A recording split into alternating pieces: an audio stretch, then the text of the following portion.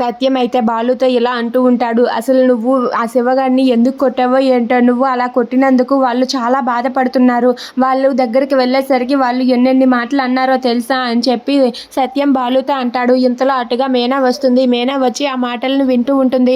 ఇక అక్కడ ఉన్న సత్యం అయితే వాళ్ళు అన్న మాటలకు నాకు చాలా కోపం వచ్చింది అని చెప్పి అంటాడు. అది వినగానే అక్కడ ఉన్న బాలు అయితే, ఏంటి వాళ్ళు నిన్ను ఏమన్నారు నాన్న, ఆ శివగాడు నిన్నేమైనా అన్నాడా, ఇప్పుడే చెప్పు, వెళ్ళి వాడిని చెదగొడతానని చెప్పి బాలు అయితే ఇలా కాలర్ ఎగరేస్తూ వెళ్ళబోతూ ఉంటాడు. దాంతో అక్కడ ఉన్న సత్యం బాలుని ఆపరా, నువ్వు ఈ కోపమే వద్దు అన్నాను, అసలు నీకు ఈ కోపం ఎందుకు చెప్పు, అసలు నువ్వు ఎంత మంచివాడివైనా సరే ఈ కోపమే నిన్ను చెడ్డవాడిని చేస్తుంది, నువ్వు వాడిని ఎందుకు కొట్టావో ఇప్పటికీ కూడా కారణం చెప్పలేదు, ఆ కారణం చెప్పకే కదా నువ్వు ఇంత బాధపడుతున్నావు, నిన్నే నమ్ముకొని ఆ మీనా ఉంది, ఆ మీనాకు కూడా నువ్వు నిజం చెప్పలేదు, వాళ్ళు బాధ మరింకేటి కాదు, తన ఇంటిని కాపాడవలసిన సొంత అల్లుడే వాళ్ళకి ఎంత భారమై వాళ్ళని బాధ పెడుతున్నాడన్నదే వాళ్ళ బాధ, అది కానీ నువ్వు మాత్రం కారణం చెప్పటం లేదు అని చెప్పి అంటాడు. అయినా సరే బాలు అయితే సత్యంకి కారణం చెప్పకుండా అక్కడి నుండి వెళ్ళిపోతూ ఉంటాడు.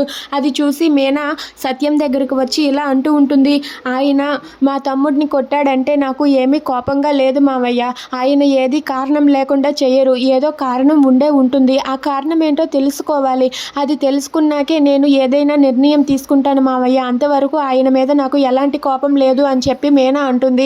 అది వినగానే బాలు అయితే అలా చూస్తూ ఉండిపోతాడు.